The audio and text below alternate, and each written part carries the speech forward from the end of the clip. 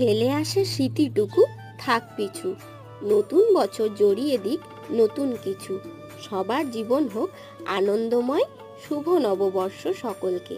এই ভিডিওটা নববর্ষের প্রথম দিনের ভিডিও। পয়লা বৈশাখের প্রথম দিন নতুন জামা পরে কালীবাড়ির মন্দির চলে এসেছি। এরপর এখান থেকে মা মৌমাছি আনন্দময়ীর মন্দিরের উদ্দেশ্যে চলে গেলাম। কত ভিড় দেখছো এখানে। এখানে আবার নাচ গানের প্রোগ্রামও হচ্ছে। আচ্ছা, তোমাদের কেমন পয়লা বৈশাখ কাটলো অবশ্যই কিন্তু কমেন্টে জানিও।